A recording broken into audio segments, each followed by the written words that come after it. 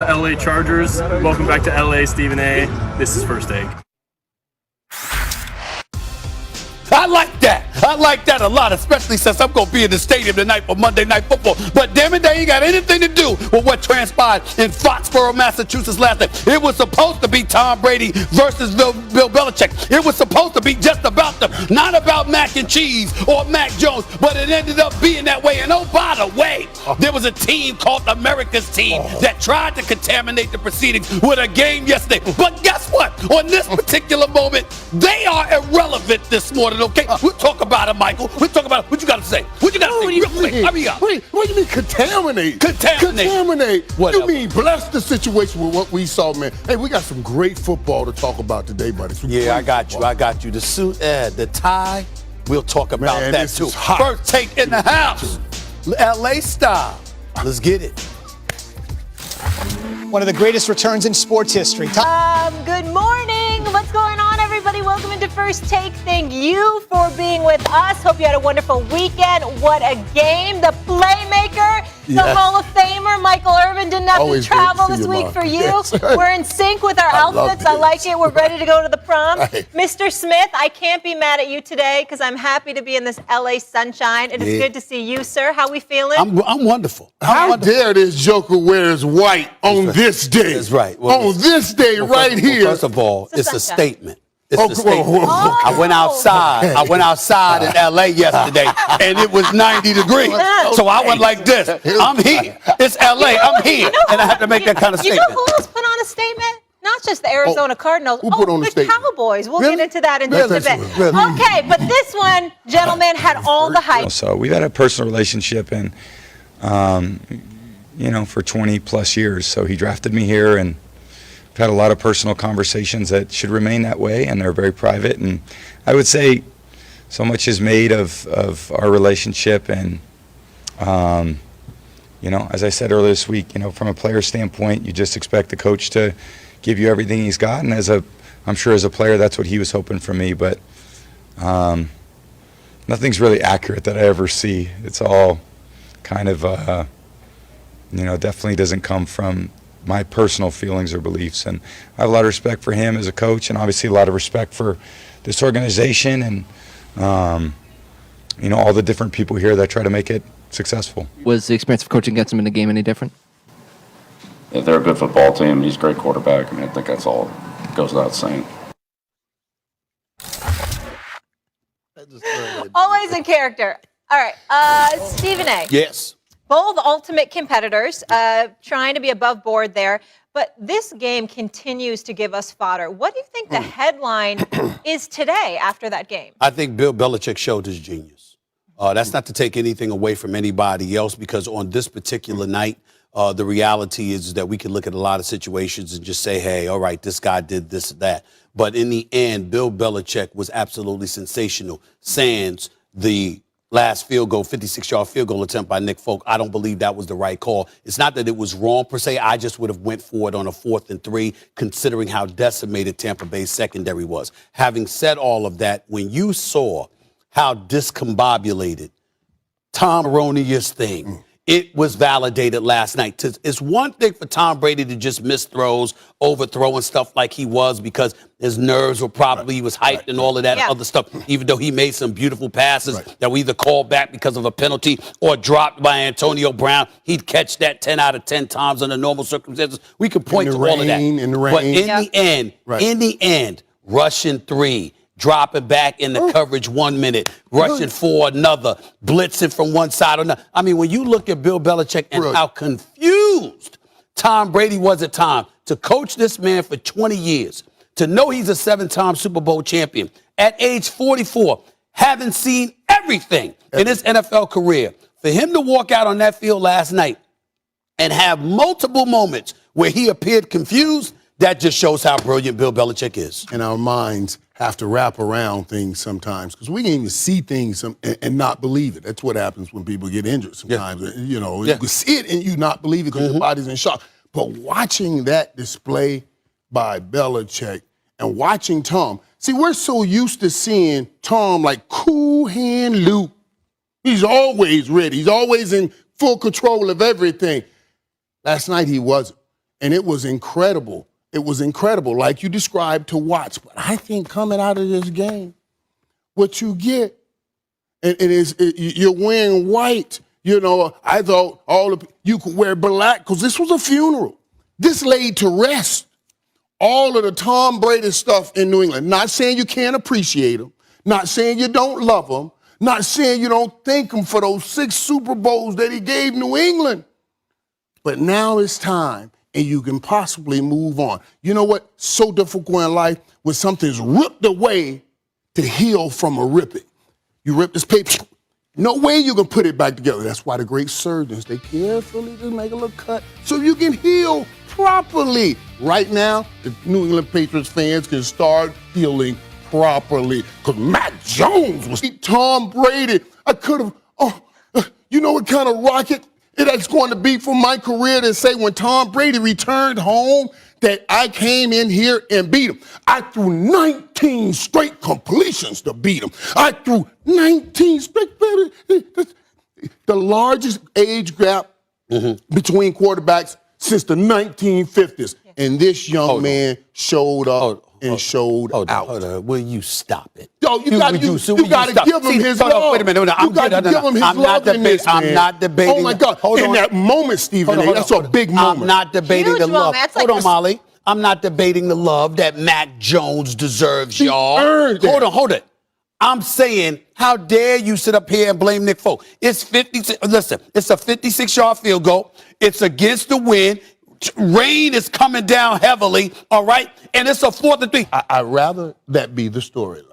Okay. Because as Mac Jones, I just Tom Brady. I just Tom Brady. Evidently not good enough. I made this drive. I got it right here. You're telling me about the elements and the circumstances and the challenges that the kicker had. I'm a rookie. I'm coming here replacing an all-time legend. I ain't thinking about his elements and circumstances. I'm dealing with mine. And I came in here. I kept my nerves cool. I delivered 19 straight. I threw for over 200 yards. I did everything, and you blew this by kicking. Man, I'm going to whoop you up. No. I'm just so upset about that, man. Oh, my God. Because you always blame kickers. Because that's what you do. You always blame kickers. That's what you do. No. That's what you do. Always blame kickers. Excuse me. I just don't do this right. You don't always blame kickers. Don't let me go to the archives now. I know plenty of occasions where you called out kickers. But let me tell you something right now. And it's rare that you call out a coach. I'm looking at it like this. Bill Belichick's genius is not to be denied. It's not to be denied. I'm just talking about one decision. The only issue I had with him was one decision. And why you've got Bunting is out, okay? You got Dean, he's out. I forgot who else was out. And oh, by the way, you got Richard Sherman straight off his couch. Straight off his couch. He comes to the Buccaneers. What does he say? I'm going to need 2 weeks. He arrived like Wednesday. He said what? What did he say? I'm going to need a few weeks. What did they give him? 5 days, and he played all but one snap. And we want to win late in the year, and we want to go play in the last game out in California. And so we got to continue to build on this culture week in and week out. No matter what situation we are in the game, we've got to lock arms and just trust our brotherhood and everything and all the commitment we've had up to this point, and continue to grow and continue to get better. Michael Irvin. Michael Irvin. Wait to ask you a question. Was this a statement win for the Dallas Cowboys against the best defense in the league? Boy, let me tell you why. Let me tell you absolutely yes. And let me tell you something.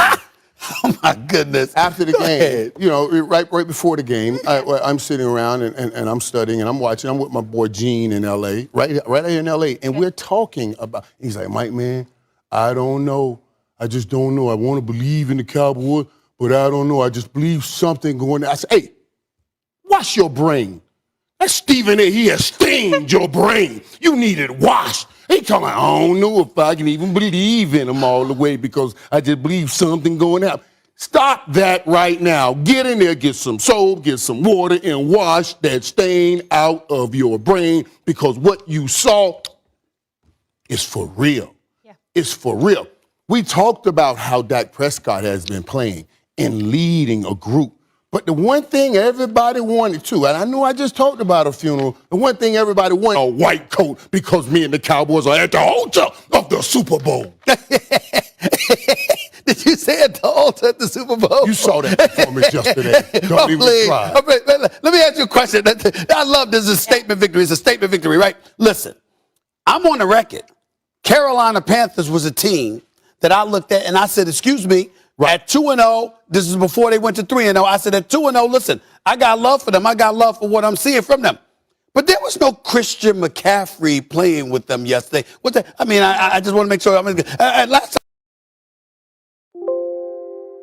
time I check, who's the star of that team? Ain't that him? Ain't that the all-purpose, all-world back? Not just running the football, but catching passes out of the backfield. And without him, I think one would surmise that they're severely compromised, okay? So when I look at it from that perspective, I'm saying, excuse me, I'm not going to ignore that. I told you when you left to come back to California, I said to you, yo, you got this 6-game stretch. I'm looking at your schedule, this cupcake schedule right here. You should be about 8 or 9-1 when all is said and done. Cupcake schedule? Right. No, I'm not talking about that. No. Okay. I'm talking about one state. I'm talking about coming into the Carolina game. I looked at the schedule right in front of them, and I said, yo, this is what it is. You're damn right it's a setup. Because I'm trying to tell y'all what's going to happen. All you're going to do is get all excited. You're going to have your few weeks. I'll give y'all this much credit. Y'all going to have a decent Thanksgiving. I give y'all that much credit. Because come Thanksgiving time, you're going to be in first place. You're going to have a winning record. You're going to have a cushion in the NFC least. All of that is true. So we're going to be talking about all of this other stuff. But in the end, what it comes down to is this. You didn't have Christian McCaffrey yesterday. You got DJ Moore. You got Robbie Anderson. DJ Moore had a decent game. Robbie Anderson, you could have gotten more from him. You wasn't able to get more from him. They had to rely on Sam Darnold running for touchdowns, for crying out loud. Yeah. Sam Darnold, okay? So we understand it. And still, they pulled within close late. Now, obviously, y'all went on the 10 in the third quarter. I give y'all credit. Y'all got a multitude of weapons. I like Schultz coming out of your tight end spot. Wilson scored the touchdown. Amari Cooper, that was a beautiful pass from Dak Prescott. And, of course, Pollard is the great supplementary piece coming out of the backfield to Ezekiel Elliott, 67 yards and just 10 carries. I get all of that. Right. But in the end, here's what it comes down to.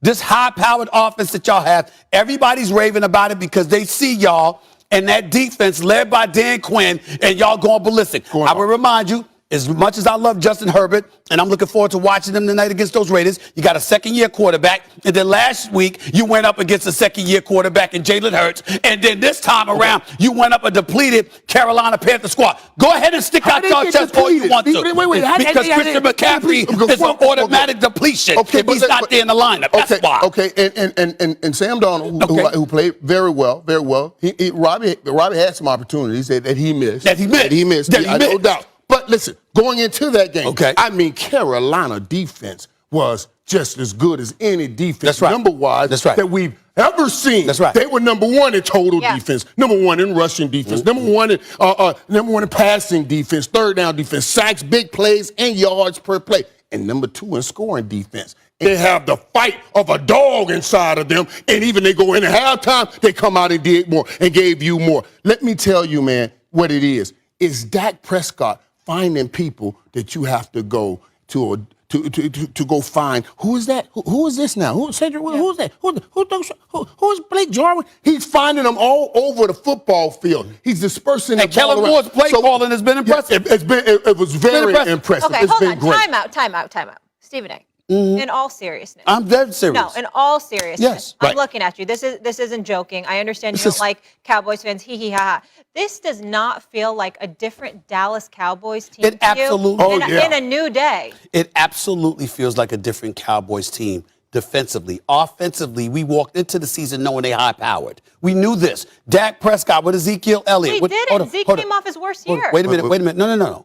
Dak Prescott went down in the middle of Game 5 last year. Yeah. A lot of Ezekiel Elliott's lack of success was attributed to that. By the way, on a fantasy level, you should appreciate that, Miss Fantasy Football. Ezekiel Elliott's my running back. Pay attention now. So listen to me. He made me look good yesterday. Y'all sleeping. So here's the deal. No, you double dipping. Hold on. You trying to win on both sides. Here's the deal. Not here though. Fantasy football, absolutely true. Absolutely true. Fantasy football. No, not at all. But here's the deal. What I'm saying to you is this. We don't need to talk about their offense. Their offense is one of the top 2-3 offenses in the NFL. They're that elite. I get that. The question about them was their defense, and I'm still not believing. Now, here's where to answer your question. can you not be believing? Tell me. Yeah. I just told you the cupcake schedule coming up. Not to mention this. This is the point that I want y'all to pay attention to. I'm looking at the conference. I can't believe you don't know this about me, Molly. I see Arizona. Yeah. I see the Rams. I see Seattle gonna come. I see Green Bay having won 3 straight.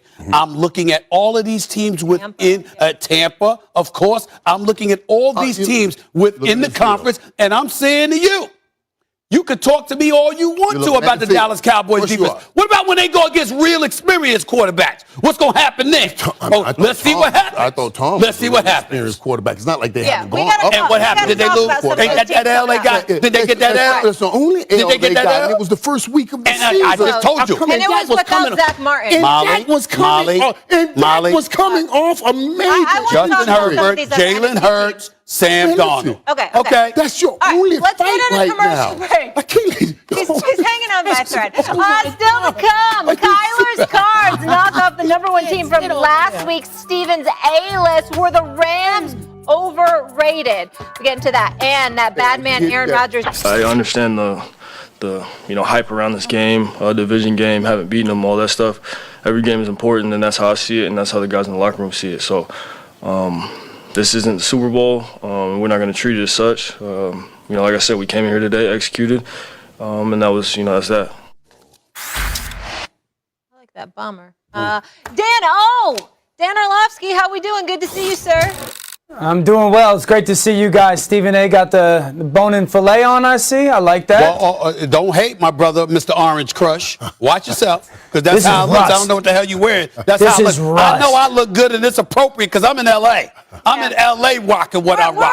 We're a little summertime we over good. here. But it was 90 degrees here yesterday. I see the fall feels. I'm with you. We're just clashing a little today. We'll work on that when we're back in New York. That's right. Hold on, by the way, to the producers, let me put on my producer hat for a second. Okay. To the producer, the director specifically, be careful about putting Molly on a split screen with Dan. It ain't your fault. You look lovely. But the combination of your outfit with Dan and that orange outfit, you might blind the viewers. So let's be very clear. Let's be very, very clear. We got this. That's right. Stephen A., I'll start with you.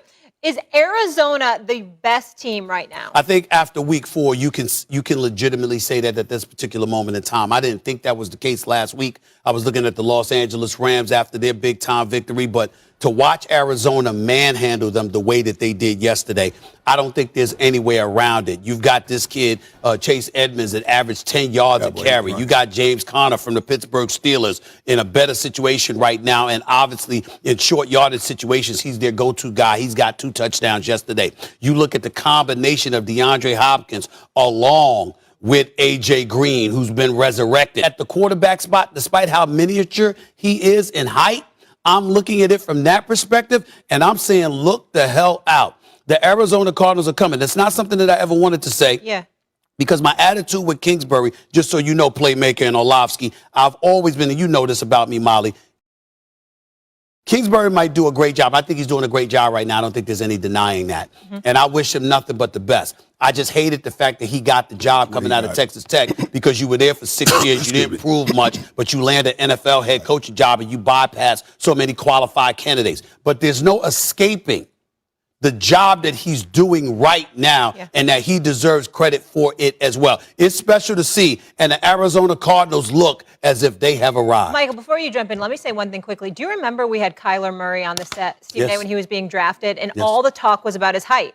From Atlanta during the Super Bowl. Could he really perform with his height? I mean, at 5'10", and he's proven, he wasn't worried about it at all. No, he was not, and he's proven folks wrong. Right, and I understand, Stephen A., your pushback on the way that all transpired. Now, if they had known they were going to get Kyler Murray and then pointed out and said, hey, I want this guy because he has this offense, I'm going to hire him, and taking that reverse, then maybe you say, okay, because you wanted to invest in the asset of the first pick of the draft. Right. Because the marriage between these two is obviously a great marriage. Right. It's obviously a great marriage. Well, we can see it. If somebody had the foresight to see it prior to us seeing it, then we can see it now, but said with that talent and that offense, we can bring it, then I wouldn't have an issue with them seeing it that way. Now, I love what Arizona is doing. I love what they're doing. And Stephen A., you talked about it. You talked about the players, man. A.J. Green, that 41-yard touchdown yesterday, A.J. Green looked like the old A.J. Green. Yep. I mean, he looked like money again. You could see the excitement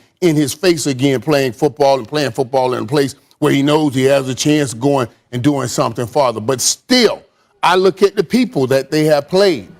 They beat Tennessee. Mm-hmm. They just lost to the Jets. Yeah, right. Yeah. Yes. They beat Tennessee. They beat Jacksonville. They lose to everybody. Right.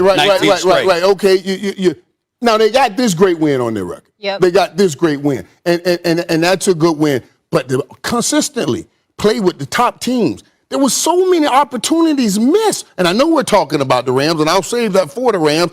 There were so many opportunities missed in that game. Oh my God! Matthew Stafford missed everybody in that game, wide open. I know why he did it too. Oh, you got some insight that we don't know? Not that you don't know, that you didn't bring up, but it's all right. Go ahead. I'm here to help you. Are you trying to say, the defense took out Cooper Kupp? So, Michael, you're saying Arizona is not the best team. I'm saying we don't have enough intel. Okay. You're saying we're going off of, and I like what Arizona's doing right now. But will I say I'm taking Arizona and making Arizona top team? No, not right now. So we got intel with the Cowboys. We got enough intel. I'm telling you about. Why are you coming in defense, Molly? No, you beat Tennessee, Minnesota, and Jacksonville. You can't be on the show and preach resume and competition every time, and then Michael brings it up. And yeah. See, that's I can hold you accountable, Mr. Smith. Excuse me, you hold me accountable for everything, including what I eat for breakfast. You hold me accountable for everything. I'm happy I was at the beach on Saturday. Thank you for that. You hear with him every day, and you see and you feel this stuff he's spitting every day. And sometimes I'm gone. So you know what he puts down, and don't let him Dan Orlovsky, what's up? Don't let him retract. Well, the great Michael Irvin, the playmaker, references like someone else may have seen this coming before potentially others, and I wish there was this show that maybe recorded things that people said that you could bring back from a couple weeks ago to prove to people that maybe there was someone that tried to tell you guys that this was a legitimate thing for the Arizona Cardinals. So you got the pieces around a quarterback that looks special, a coach that's starting to maybe get it when it comes to like the scheme of an offense, and a defense that can get after it. I expected Tennessee to be somewhat representative of they were for the past 2 years, replacing a new play caller. I get all that. Right. But when I watched that game yesterday, I go, that doesn't look like a team that might contend in their division. That looks like a team, if they continue to play like that, and that quarterback is that unstoppable, they look like a team that can represent the NFC and go to the Super Bowl. Huh? How about that one? How about that one, Stephen A? Okay. I think it's hard. I think it's hard to sit here and point to say that there's a team better than Arizona right now. What we've seen from this football team is a defense that takes the football away. J.J. Watt's playing great in the run game. Byron Murphy has stepped up in the secondary as a big-time playmaker. You guys mentioned A.J. Green. Here's the thing that Arizona does as good offensively, if not better than everybody, with Kyler Murray. He's incredible from the pocket right now. I don't need to go on national television and rave about what he's doing outside of the pocket, the cute stuff and the great athleticism outside the pocket. He's as good from the pocket as anybody in football right now. They've got so many of these different weapons. They can run the football as well.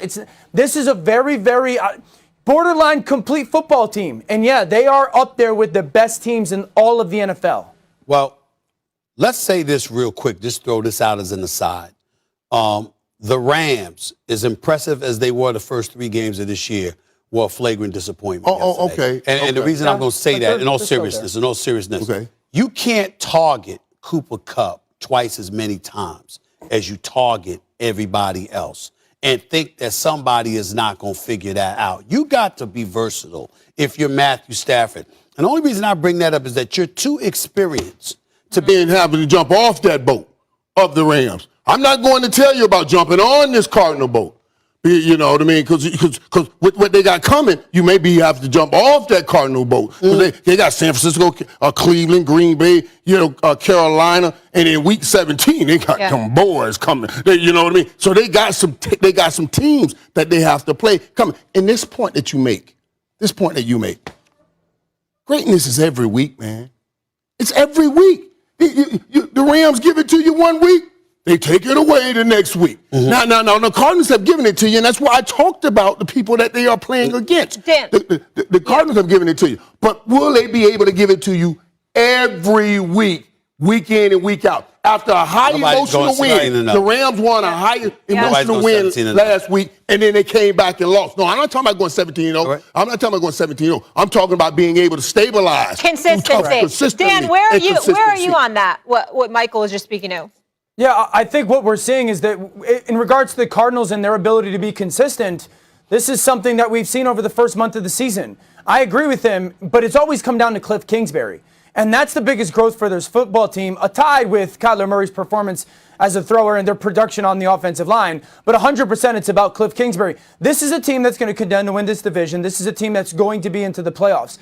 Concerning loss for the Rams, no. Number one, you're not going to turn the football over twice like that early in the football game. And then number two, Matthew Stafford's not going to get outplayed often. Kyler Murray outplayed him yesterday. That will not be the case on a consistent basis for the Rams. Man, Matthew Stafford missed a lot of throws. Yes, he did. Yeah, he did. But again, like you said, big emotional win, and then maybe that has something to do with it. That's consistency. We'll see. Dan, thanks so much for being with us. We'll talk to you soon. Kyler Murray, best completion percentage in the NFL. He's playing ball, man.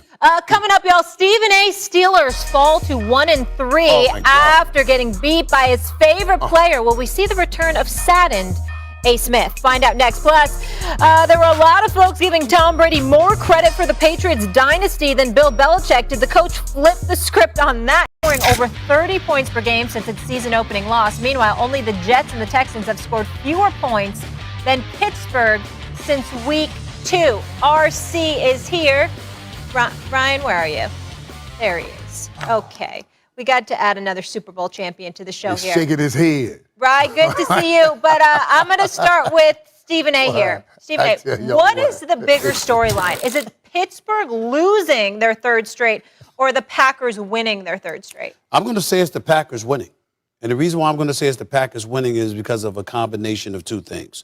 Number one, the Packers have resurrected themselves to what we expected them to be with Aaron Rodgers being their quarterback, based on how they've looked the last few weeks. And Pittsburgh is what we thought they were. I'm not going to get into the Steelers too much. I don't feel like crying. I don't want to be depressed. I don't want to go through that. But I do want to cry. I do want to cry because I genuinely feel they're done because Ben Roethlisberger can't move. He can't move. His legs are gone. He's standing in the pocket, no play option. Can't move. Can't step up in the pocket, can't do anything. Can't roll out, can't do anything. Okay? And, missed Juju Smith-Schuster 3 times. Missed Deontay Johnson another time.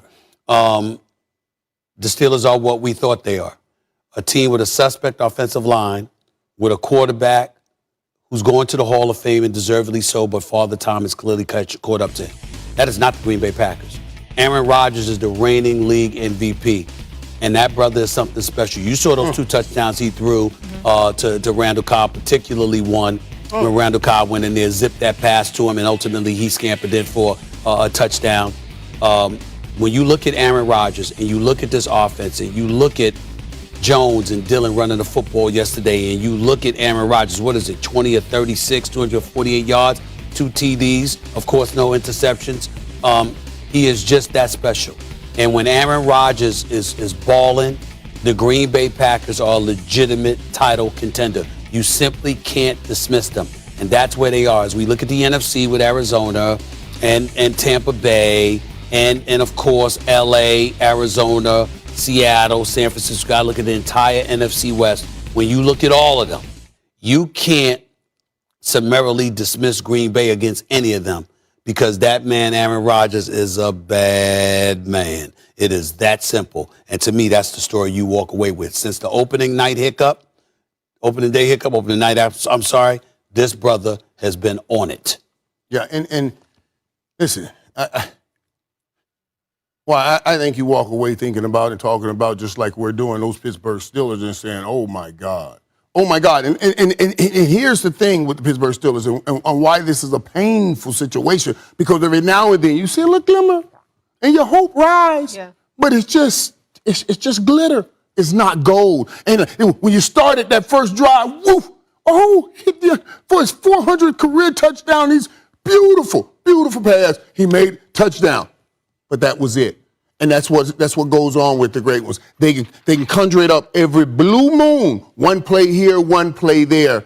But you cannot consistently do it. And you don't have a run game that will help you consistently do it. You're asking for this man to do too much to consistently hit Juju Smith-Schuster. Some of those passes, man, I'm going to tell you something. I just feel bad for Ben because this is the hardest place in the world for an athlete, a superior athlete, a winner like Ben to be in. He's trying to fix it. He's doing everything he can, and he's pulling on everything he has, and he can't get it done because it's not within his bones anymore. It's his greatest asset now becoming a great liability. He never listened to anybody before when they said he couldn't do it, and he became one of the greatest quarterbacks, but now he needs to listen, and it's time to try to find some way to bow out of this thing, Ryan. I don't know how this thing is going to end, but I told y'all before this thing started, this is bad for Mike Tomlin. This is going to be his first losing season, and him losing 3 in a row. Stephen A. and all you guys said, no way, Mike Tomlin, he's a great coach. And yes, he is. He'll find a way. No, he won't this time. Not with that guy, Ben Roethlisberger, at quarterback. And I think that's why the Steelers are the bigger story, Mike. And, you know, I get what Stephen A. is saying. Like, the Steelers are what we thought they were, but the Green Bay Packers aren't world beaters on defense. And yesterday they had opportunities, and I was one of those people beating the drum that no, Big Ben wasn't what he used to be, but he wasn't washed up. I felt like Big Ben still had some things left in the tank, and when he makes that throw to Deontay Johnson on the first drive, you're thinking to yourself, this could be the day. This could be the day where we see the old Big Ben resurrect himself on some plays, or Big Ben find a way to be great when it counted. If you go back to the first week against Buffalo, and I said this before the season, and Mike kind of hinted at it, that the great ones don't necessarily go all the way out, right? Like the flame doesn't burn out all the way because they can be great in spots. And we watched Ben be great late in the game against the Buffalo Bills, and we hadn't seen it for 2 weeks. He had opportunity after opportunity to make plays yesterday, and he just couldn't.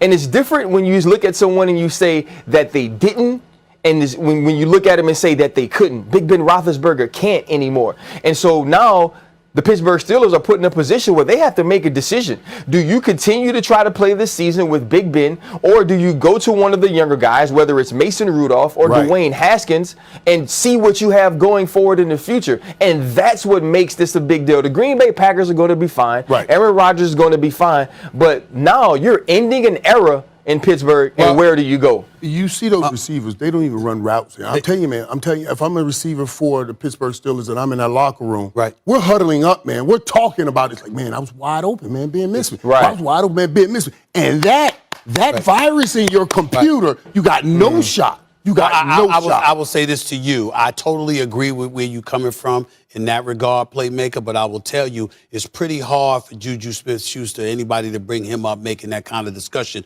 when we're accustomed to seeing him on TikTok. You certainly don't feel like you certainly don't look serious and focused, prior to the games because you're preoccupying yourself with that kind of stuff. I don't know if he did it yesterday, but I know that he had been doing it for the past year. Missing him, I can see if he's missing passes. If he's dropping passes, then I'm saying put your foot. Yesterday was not his fault. He was open, and Ben Roethlisberger overthrew him. A man has another way to get him ready. Overthrew it or underthrew it. But here's the deal, guys, and I'm going to throw out this question to you two NFL guys.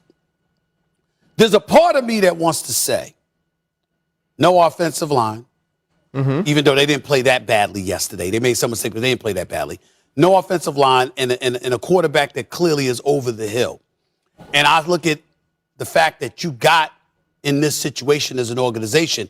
Does Mike Tomlin need more power? Should he have the power to coach and be a GM and pick his personnel? I think he has earned it. But here's where it gets dicey. You read the local papers like the Pittsburgh Post-Gazette and us. These folks are talking about how they're questioning, Brian, whether Mike Tomlin is playing the role of enabler because you see what you're seeing from Ben Roethlisberger, and you won't deviate, and you've given every indication that you're not about to deviate from him, away from him. So what kind of position does that leave Mike Tomlin in? What does he have to do? Because, again, Mason Rudolph or Haskins, Those guys can't go in unless Mike Tomlin allows it. Let me ask you something, though, Stephen A. Right. Let me ask you something. How did you see Kobe Bryant's departure when they gave Kobe that extra deal? They gave Kobe that extra time. Yeah. How did you see that?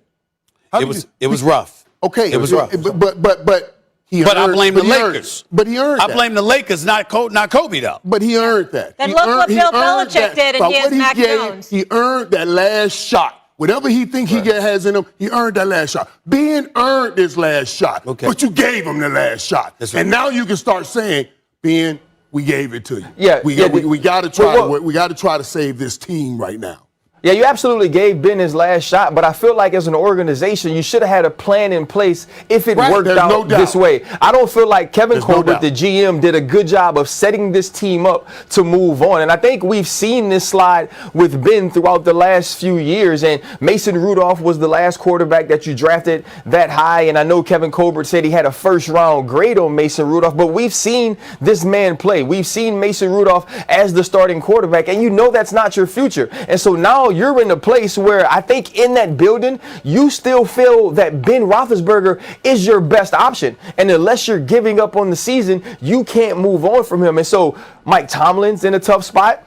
This offense is in a tough spot. Kevin Colbert's in a tough spot. The Rooney family. Everybody put all of their eggs in the basket of Big Ben Roethlisberger this year, knowing you weren't going to have an offensive line, knowing you had a new offensive coordinator. This is just a position that is a no-win for Mike Tomlin. And for a man who, whether it's the Pittsburgh Post-Gazette, whether it's the fans in Pittsburgh, for a man who's never had a losing season and have his job called for on so many different occasions, how do you think this works out if this team continues to spiral, if this team is at the bottom or in the cellar of the AFC North? Yeah, absolutely. It looks like Pittsburgh needs their Mac Jones. Ryan, thank you so much for being with us. We'll talk to you soon. Tom Enjoy LA, Brady, guys. yes, thank you. We will. Barely escaping Foxborough with a win. After all the credit given to Brady since he got to Tampa, did Bill Belichick steal back some of his shine last night? The playmakers got some thoughts on that. Plus, you know, Michael has something to say about the Cowboys. But will he go as far as to say Dak Prescott is the NFL's best quarterback right now? Stick around for that. Stakes still to come. Is Dak now the best quarterback in football? That might be the debate of the year between the Playmaker and Stephen A. Plus, so much more football to break down. Keep it locked right here. Lowest output in a game this season, but they still got the 2-point win, dropping New England to 1-3. Michael, I want to ask you this. Even though the Patriots lost, did it still feel like a win, Playmaker, for Bill Belichick? Absolutely. Oh, my God, absolutely. It was an absolute win for Bill Belichick. You know, we make this comparison, even though it's not apples to apples comparison. Who won when Tom left and went on to Tampa Bay and he won the Super Bowl, and then Bill didn't make the playoffs, and they said, oh, Tom. But this was a head-to-head matchup.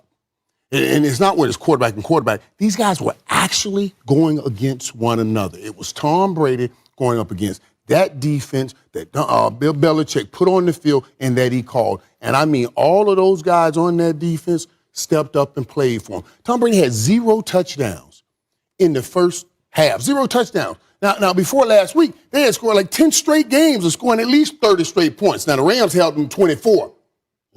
0 touchdowns in the first half. Man, and then he took a rookie quarterback who had only negative 1 yard rushing and played this thing to the end with that rookie quarterback who outplayed Tom. Completion percentage, Tom was 51, he was 75.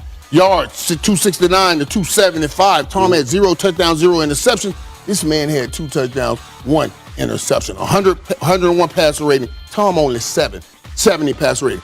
Absolutely, Bill Belichick won, and he made a statement. Stop talking that noise that I am not the GOAT of what I do, because I took the GOAT of quarterbacks and made him look like that. Absolutely, Bill. Well, see, to me, I'm gonna get a bit more specific and say why I feel that Bill Belichick wakes up this morning looking a lot better than we realize. Let's understand that this is an 8-time champion. The man has 6 Super Bowl titles as a head coach, and 2 as a defensive coordinator. And we sat here literally, all of us throughout the media, across the nation, everybody was talking about, was it really about Tom? Was it really about Bill? I mean, Bill Belichick's only 36-30 without Tom Brady. I mean, what has he done? Okay, this is what they say. Okay, and they were talking about that, and then they talked about his truculent personality, or a bit stoic, more so than truculent and what have you. They brought up things of that nature. They talked about Tom Brady departing from New England, how Bill Belichick didn't meet with him face to face. You harped on how disrespectful it was and how Tom Brady deserved better. All of this stuff was being said. Bill Belichick had nothing to say. He went out there, and then we looked at the Bucs team. Even though they didn't have Rob Gronkowski, none of us brought that up. They did not have Rob Gronkowski because we know Tom Brady would have utilized him, particularly. But we didn't know that when we talked about it on Friday. I know that, but what I'm saying is they didn't have Rob Gronkowski in those weather conditions on very familiar turf because he was there for a few Super Bowls himself and played in New England all of those years. So he would have definitely been able to adapt to that situation. I feel bad for Antonio Brown because I know under normal circumstances, I think he would have made that catch for the touchdown late in the game that would have closed the deal. Having said all of that, the reality is that we've seen Tom Brady have better games before. We've seen Tom Brady struggle before. We've never seen him look confused. Yeah. And last night, he looked confused. And to know that you coached a guy for damn near 20 years, coached him for 20 years, okay? And everybody, and I even brought this up Friday. I said, excuse me, everybody talking about, Tom Brady, Bill Belichick's coming and what have you. Did anybody take into account the fact that Tom Brady's been playing for this man? And no matter what you try to do, you ain't going to be able to throw a wrinkle into the equation because Tom Brady is going to figure it out. When you rave about Tom Brady, you don't talk about just his ability. You talk about his brilliance because he controls everything. He sees everything coming. He's 3, 4, 5 steps ahead of the competition, et cetera, et cetera. All right. We saw that, okay? And last night, the brother looked confused sometimes. And if there's anything that is a testament to the greatness of Bill Belichick, if you can confuse Tom Brady, not just confuse Tom Brady because of his greatness, but because you coached him for 20 years and you could still find it to confuse him, that just shows me the brilliance of Bill Belichick right there. Right, and it's confusion after confirmation. Let me tell you what I mean by that, because people will be on Twitter, Stephen. What do you mean look confused? Look confused last year. Yeah, last year he was in a new offense. He was in a whole new offense. He was learning new players in a new offense. But for confused after confirmation, he has that offense down now. He went and won a Super Bowl with it. So now he has it in his spirit and grafted in his spirit. He knows where his outlets are. He knows where everything is. And Bill Belichick took it all away. I mean, he changed up who he was doubling. You saw Tom trying to get through reads, and then to see Tom like that was absolutely, and it was incredible. It was hard to stop watching. I just kept watching, and I kept waiting. I kept waiting on the bus out. You know what I mean? Yeah. Like, oh, they'll pull away soon. They'll come back. They'll pull away. They'll do something and go. Because he always does. And he always does. Especially even in the fourth, But he did. But he did not. And we're sitting here saying, and I'm not so sure, and I won't confirm it because I hear everybody saying, well, if Tom had got the ball back with 50 seconds. I'm confirming.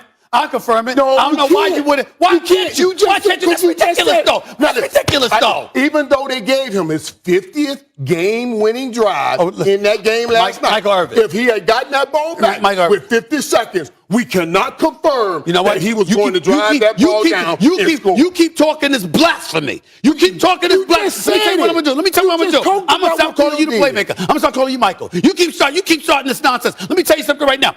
Listen.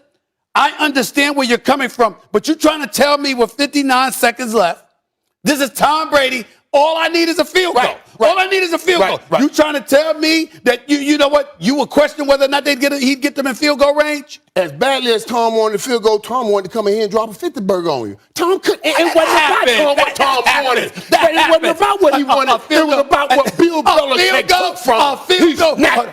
I understand that. A field goal. Tom Brady needed a field goal. That's almost the equivalent of Tom Brady needing a couple of first downs to seal a deal in an NFC Championship game, which is why Matt LaFleur should never be able to live that down. Couldn't get That's a field almost goal tantamount in to the that. first half. I'm sure he wanted one in the first half. He like touchdown. Oh, please. He couldn't get any They of that. weren't punting the ball well. Special teams play was shoddy. Bill did an incredible job. Moved the target on Tom. Once Tom get a target, I'm giving credit for that. Moved it. That's what Michael, I'm saying. how big was not having a Gronk there? Hey, listen. Oh, really? You stuttering? Well, I don't think not having Gronk was as big as last week not having Antonio Brown. Now, you see what I'm saying? So you had Antonio Brown this time. I said that last week. That's why I still held on. That's why I still have to. See, this is where he's inconsistent. I got you now. This is where he's inconsistent. And this is where Michael got to be exposed, okay? Let me give you a reason why. Go ahead. Let me give you a reason why. Where is Gronk dangerous? In the red zone. Yeah. They wasn't getting there. They didn't score a touchdown. Hold on. Where's Gronk made his bones in the red zone? And Belichick would have been all over him, yeah. Is it beyond the realm of comprehension that Rob Gronkowski would have helped him get to the red zone? No, I understand what you're saying. All right, then stop it. Then stop it. You know you ain't making a sense. Here's the deal. Rob Gronkowski, you're throwing in between the numbers. You got somebody that you can throw the football to in those situations, particularly if you're Tom Brady, that's going to help. Not only that, you got somebody else that Bill Belichick would have had to pay attention to. You've got somebody for Tom Brady to throw the ball to in short yardage situations. There's a plethora of things that come into play that says that, especially against his former team, because Tom Brady wasn't the only one who used to play for the Patriots. There was also Rob Gronkowski. That would have helped immensely. It don't make no sense what you say. Molly said something. Bill would have fixed that. Bill knows Tom trying to throw inside out. They would have been double teaming him, Stephen A. That's the only reason why I didn't think it was that big of a deal. Rob Gronkowski with Antonio Brown on the field? No doubt. I'm telling you how important Antonio Brown is. But what you're trying to tell me is, if Rob was there, so basically what everybody at this desk is saying is Belichick won last night. Even though he lost, they won. Okay, everyone's agreeing on that. Yes. All right, we'll see if we agree. And Tom was trying to say, it's tough to win in here. I see why it's coming. No, Tom, just say, Bill is great. Okay, coming up, just say Dak Prescott looks fully recovered from his injuries, and the Cowboys offense looks dangerous with him back at the helm. Is Dak making the leap into top tiers and passes, touchdown to interception ratio? Playmaker, Michael Irvin. Is Dak the best quarterback in the NFL at this moment? Simply the best. That's one of my favorite songs. Simply the best. That's what I can't sing, so I won't do it to everybody. But we can try to sing. But we knew what when it comes to Dak like this here. Simply the best, man. And you that completion percentage. Yeah. That's saying, not like Ben Roethlisberger and those other guys we just talked about, that I'm placing the ball right where I'm supposed to place it. And my guys are doing what they're supposed to do with it.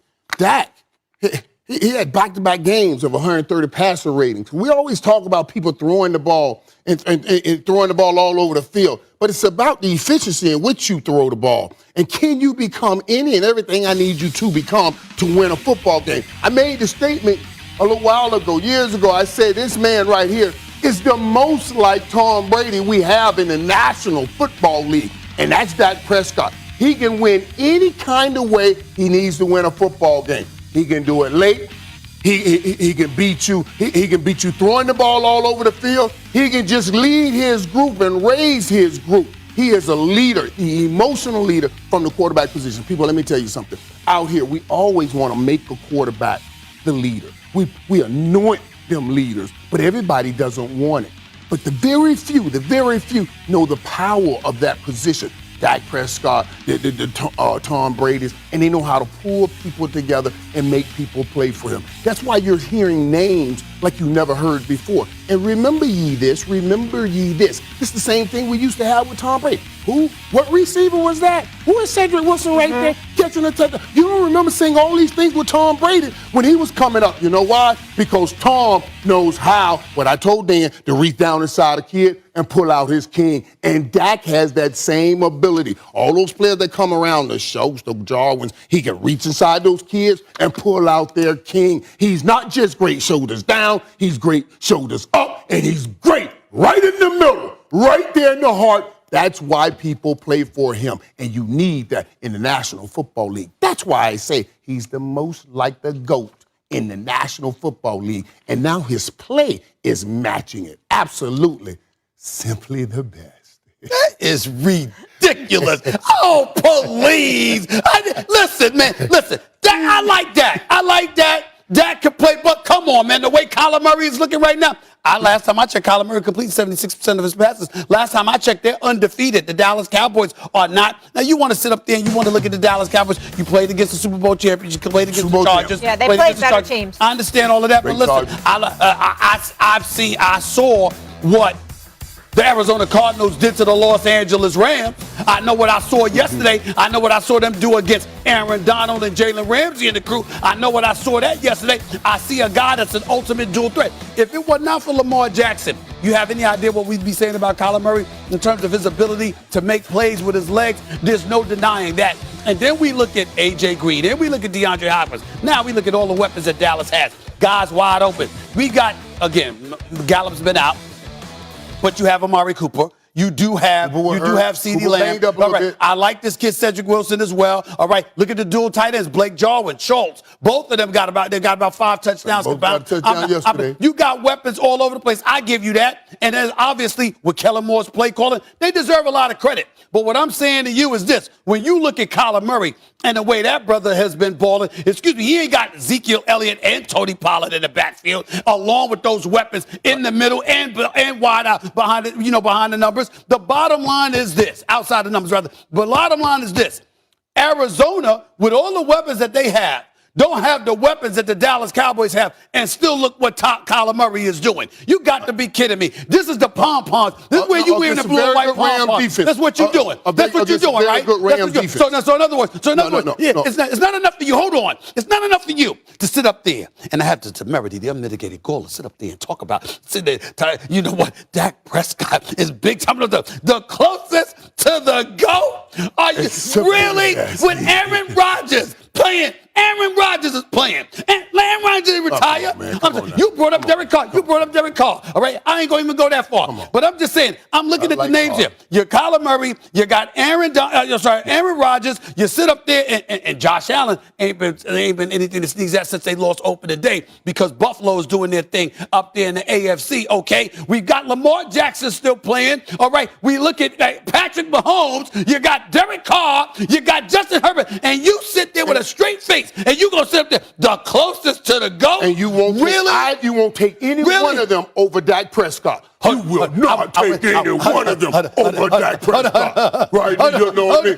Hold up. I'm gonna catch a heart attack. Are you telling me I want to take Patrick Mahomes or Aaron Rodgers? Because Aaron Rodgers and all his mess, all his squiggly hair mess. You ain't even taking him with all that squiggly hair mess. You got a clean up Dak Prescott. You got the audacity. You ain't taking nobody over Dak. Listen to me. The question. You have the audacity to talk about somebody's hairdo? Are you kidding me? You talking about Aaron Rodgers' hair? Have you looked in the mirror? All I asked you to do was get a trim. I didn't even ask you to cut it. Oh, you got a damn slope. You got a damn slope. I mean, what the hell are you trying to do? You're trying to be the Black Elvis? I mean, what the hell is going on? That's the slope the Cowboys take it to the Super Bowl. Right there. Right on to that Super Bowl. Excuse me. Are you sitting here? I just want it for the record, Molly. I just want it for the record. And I can't believe you let me get away. I want this for the record. Right now. Are you telling me? Are you telling me you would take Dak Prescott over Aaron Rodgers and Patrick Mahomes right now? I'm taking Dak Prescott over any and everybody. Oh, my God. I'm taking Dak Prescott right now, dog. Unbelievable. You got to be crazy. And really? Maybe because I know him more. Oh, really? I don't know. How you know? Maybe. No. I'm saying what we're talking about, and it's not just he plays for the Cowboys. Listen, this dude's a different dude, man. I spent enough time around this dude. This is different. You don't get this at the quarterback position. That's why I place it next to Tom Brady. Tom Brady is always about his truth. After Tom won that first Super Bowl, I remember coming up to me one time. He asked me, he said, how'd you guys win multiple Super Bowls? I said, don't ever walk behind or in front. Always walk with your guys. I ain't never seen. I mean, he took it to heart. That's what he is, man. The moment when I'm with him, I feel like I want to go catch a pass for him. So he's a leader. He's that kind of guy. And Dak has that. Dak has that. He pulls it out of you. Aaron Rodgers don't give me that. I got to leave 53 different guys. There's tape. Are you trying to say you never want to catch the ball from Aaron Rodgers? I love Aaron Rodgers. All right, I ain't saying that. That ain't our conversation right now. You asked me, will I take it over Dak Prescott right now? You would take Dak Prescott I'm taking Dak over everybody. I'm sorry, I'm taking Dak over everybody. You were ridiculous. Because I know what it takes, dog. I know what it takes. You know what it takes? I got 2 eyes. I got 2 eyes. I want you to have. Listen, Dak Prescott's impressive. He ain't never been those dudes. He ain't never been those dudes. You need to stop. You need to stop it right now. All they have on him is time. He's moving to that right now. What the hell Patrick Mahomes get? Patrick Mahomes, he's a senior citizen. Patrick a bad boy. He's a bad boy. Patrick's a bad boy. Nobody's taking anything from Patrick. Nobody's taking anything from Aaron Rodgers. But I'm taking Dak Prescott. I don't know if I knew another language I could say it in. I'll say that. I'll say it that way because obviously you hear me with your mouth gate and not your ear gate, and that's the divine apparatus God gave you to listen with his ear, not your mouth. I'm telling you, I'm taking Dak Prescott. God gave you 2 ears, Stephen A. The divine apparatus that God gave me. 2 ears, 2 1 mouth. ears, 1 mouth, or whatever. I recall being quiet while you said it. I just couldn't believe you said it, okay? Which means I heard you correctly, but I couldn't believe my ears that God blessed me with. And I'm sitting here right now. I just had my hearing checked. It was great. Really? Oh, yes, I take care of myself, That's baby. good. The bottom line is this. I'm sitting there and I'm listening to you say this drivel. I mean, I don't even, you're going to pay for this. You're going to pay for this. This is the ultimate form of blasphemy. The best quarterback, you wouldn't take anybody over Dak Prescott. One last thing that I say this so you really understand. I love, when we talk about Patrick Mahomes because his ability to excite us with the big plays. Because he produced. And he produces. But he's been producing, and it's all big plays. When you're talking about being able to walk a ball up the football field, consistently walk a ball up the football field. If they take away those big plays, I'm taking Dak Prescott. Dak Prescott can consistently walk a ball. He got about 12 different weapons. That's why he's walking. I'm just saying. Weapons you never heard of. Other dudes are doing it without the weapons he has available, but you still take him over there? But see, this is the whole thing. This is what kills me. This is what people used to say when, y'all had an all-pro defense offensive line. They weren't all-pro when we got there. We built that. We made that. That was 30 years ago. That was 30 years ago. So same thing here. So Dak Prescott is building that. He is making that. He is going towards that. He's making lemonade. But seriously, I need to clean your glasses. It's driving me nuts. Jerry Jones said, I'll clean those for you. I give you credit. I appreciate it. Clean the glass while I'm blessed with this knowledge. Here's the deal. You can see clearly now. Really? Why you wearing the glasses? You damn well can't see clearly. You can't see clearly. No, you can't. No, you can't. The bottom line is this, man. All you're doing is living up to that damn promise you made to Jerry Jones. That's all you're doing. You know what? The bottom line is, I'm going to represent the Cowboys. I'm going to represent Cowboys. That's what you're doing. Because there's nothing but blasphemy coming out of your mouth. Nothing but blasphemy coming out of your mouth. I got it. It's ridiculous. Y'all thought y'all were going to have me here every Monday and get a hammer and come upside my head. You thought the Cowboys were going to give me a butter knife to come into this bazooka fight, right? But they gave me a bazooka, and I'm in this fight with a bazooka because the Cowboys are playing great. That's all we saying right now. Y'all can put that hammer away because I am the hammer, and everybody else will be the nail. Not this way. Still to come on First Take. John Gruden's Raiders are the AFC's only remaining undefeated team heading into Monday Night Football. But are they the AFC's best? You ain't going to make it to the attic. Now, this right here's something else, too, now. After dropping their opener to the Steelers, the Bills have rattled off 3 straight victories in impressive fashion over the course of the last 3 games. The Bills have outscored opponents 118-21. A lot of teams looking impressive yesterday. But Stephen A., who is the best team in the AFC? I feel like we've been so focused on the NFC this show. Well, listen, I'm gonna look at 2 teams. I'm gonna look at the Buffalo Bills. I'm gonna look at the Kansas City Chiefs. Okay. I'm still going to do that. It damn sure ain't gonna be the Raiders. I can tell you that much. I ain't there yet. I said what I said, and I didn't say, well, I'll be at the game tonight. That's why you see them Chargers. You see them sitting there. That's why you're wearing You see this. them. I'm not gonna wear this tonight. I'm gonna wear white to the football why game. you're You see the wearing the Chargers giving me black shout and outs, the right? silver You see the and the Chargers. Listen. Let me tell you something right now. The Chargers want to put the world on notice that they a team in LA. When the Dallas Cowboys showed up once upon a time, when there been no Chargers fan there. Now it's like a 60-40 split in SoFi. They say 60-40. You'll go with 70-30. Either way you slice it, it's an improvement compared to what it used to be. So they want to make noise and want to show the world that if we win football games, LA will support us. Excuse me, you got Cowboy fans, Steelers fans, Packers fans, all these other people. Before you even think about the Chargers or the Rams here in LA, they trying to change that. We shall see. I'm in the house tonight, the Chargers, the Los Angeles Chargers. I'm coming to the SoFi. Somebody told me SoFi was going to be so fly because they say the Cowboys going to be there. Ain't going to happen. That ain't going to happen, okay? But I will tell you that the way Josh Allen and the Buffalo Bills are looking right now, I would definitely give them an edge since their opening day snafu against the Steelers. They've been balling, got 2 shutouts on the season thus far this year, even though that ain't saying much considering who they were going up against. And then obviously, I got to look at the Kansas City Chiefs. I can't ignore that. That's where I'm at with it. Yeah, and I like the Bills, man. And the Chiefs are always going to be there because Patrick Mahomes is there. And he's a bad boy, even though that defense is giving up a lot right now. But I like what I see with the Raiders. Oh, please. I mean, come on, man. Let's be real. Derek Carr, who went into this weekend leading the league in passing yards, Derek Carr is playing lights out football. Yeah. This team, I know everybody loves the Kansas City Chiefs, but this team was built in the image and likeness of the Kansas City Chiefs. And they have some of the abilities to do the things that the Kansas City Chiefs do. Okay. And with Darren Waller is a bad dude, man. He's, we can put him up there with Travis Kelce. We can put him up there with George Kittle. And now the way they are designing plays, and honestly, Derek Carr really lives on him a little bit too much. The way they're designing plays and getting the plays up the field. Man, I love what the Raiders are doing. Josh Jacobs, he ain't even hit his full stride yet. He's been hurt. When he gets back, Ruggs knocking it off the top, going up top, trying to be the Tyreek Hill for the Raiders. This is an explosive team that can score with you, and I think will have a better run game when it totally gets healthy than those teams you're talking about in the AFC. It's just a matter of Derek Carr and Ruggs consistently doing their part. All the pieces are in place because the Raiders to be right there. Let me tell you something about the Raiders, man. I'm loving the fact that I'm going to go to the game tonight, because I want to see what the Raiders are made of. Let me remind you that the Raiders opened the season against the Baltimore Ravens. Fantastic opening night in Vegas, no doubt about it. The Lions Stadium is spectacular. I'm looking forward to being inside. I've obviously seen it from the outside on several occasions. I'm looking forward to being inside that bad boy tonight. Yeah.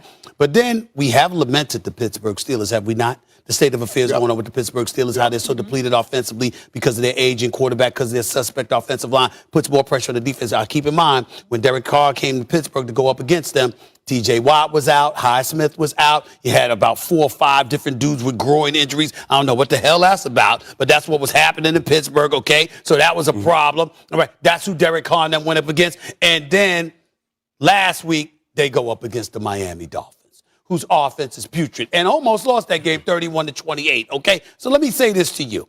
I'm looking at Derek Carr. He's completing about 64.7% of his passes, got 6 touchdowns, 2 interceptions. I mean, it's decent. You know what I'm saying? He ain't embarrassing himself. They're pretty good. Yeah. Not great.